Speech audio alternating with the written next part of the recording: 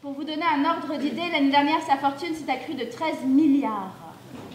C'est comme s'il avait mangé Mark Zuckerberg, le PDG de Facebook. Depuis petite, j'étais fascinée par le théâtre, fascinée par la scène. Et j'ai toujours voulu faire ça. Depardieu, Deneuve, Adjani, Romy Schneider, Marilyn Monroe, enfin tous les grands acteurs. Mais à côté de ça, j'adore les acteurs de théâtre comme par exemple Jean-Quentin Châtelain, qui est un acteur suisse que j'admire beaucoup. Jennifer Lawrence, qui est une actrice américaine extrêmement grand public. Ceux que j'aime pas, c'est ceux qui font ce métier sans grande passion, un peu comme un boulot, quoi. Ça j'aime moins. Moi, j'ai vraiment l'impression qu'il faut donner sa vie, donner tout pour le faire. Et c'est ceux-là qui me plaisent, quoi. Steve Jobs, le PDG d'Apple, il était 110e. Et Jean-Claude Decaux, notre Jean-Claude Decaux du Vélib et des Sanisettes, il est 132e. C'est très proche. Comme quoi, le design, ça fait pas tout. Là, on entre dans la partie un peu technique, un peu pédagogique du one-man show, mais vous en rirez. Je sentais qu'une des causes de l'oppression, c'était aussi ce côté caché et ce côté...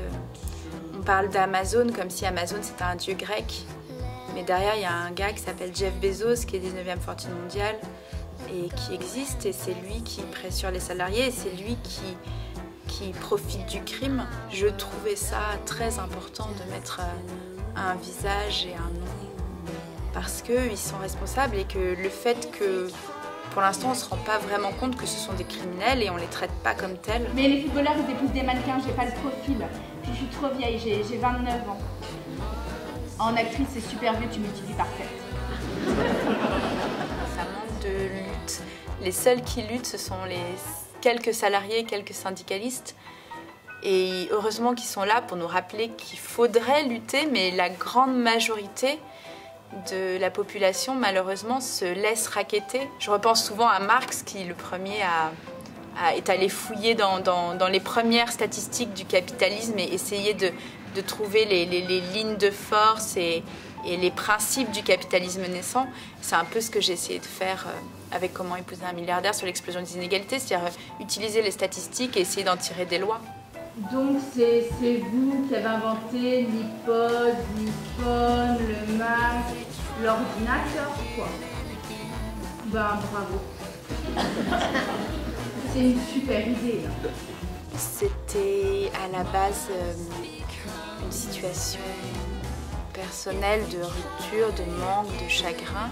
Phèdre fait une fixation sur Hippolyte et elle est persuadée que sans Hippolyte, elle ne peut pas vivre. Et voilà, je me suis rendu compte que la rupture, le chagrin d'amour, c'était quelque chose entre soi et soi, que l'autre, souvent, n'était qu'un prétexte et n'avait pas grand-chose à faire dans cette histoire. L'autre est une figure du manque, de l'absence. J'ai trouvé plein de réponses et Comment épouser un milliardaire ou Marx et Jenny, c'était vraiment des spectacles de femmes d'eux. Et là, j'ai l'impression que Chagrin d'amour, c'est plus un spectacle de femmes indépendantes, seules. Et toutes les figures que j'ai utilisées, que ce soit Dalida, Maria Callas, Marilyn Monroe, c'est des interprètes déjà. Ces femmes qui ont eu tout, l'amour immense du public, un travail qu'elles adoraient, et puis être détruites, mais vraiment de façon complètement détruite, juste par des chagrins d'amour. C'est-à-dire qu'elles en sont mortes d'ailleurs. Je ne me rapproche pas de ces grandes idoles, mais en tout cas, au quotidien, j'ai vécu des choses proches de leur expérience, de beaucoup jouer, d'aller en tournée, de vivre ce truc très puissant de l'amour du public. Et je me suis dit, j'avais envie de leur poser la question, de leur dire, mais comment ça se fait qu'avec tout cet amour, vous soyez mortes? Et j'avais un peu envie de les guérir en fait. Il y a des choses qui passent dans le texte, mais pour moi, la majorité des choses, ça passe vraiment par des choses qui ne sont pas dites, par le corps, l'énergie, le fait d'être vivants tous en même temps dans la même salle.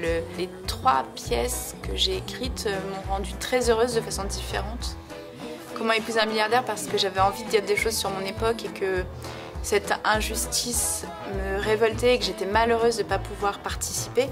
Et que du coup ça m'a délivrée parce que j'ai l'impression de modestement d'apporter en donnant justement de l'énergie à des gens, en mettant des visages sur des choses un peu abstraites, j'ai l'impression de participer. Marx et Jenny, ça m'a rendue très heureuse parce que j'ai pu me nourrir et nourrir les autres de la pensée de ces gens merveilleux qui étaient Marx, Engels, Jenny, Hélène de Muth.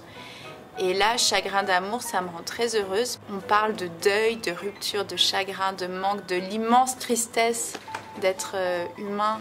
C'est terrible le chagrin d'amour, le manque d'une personne.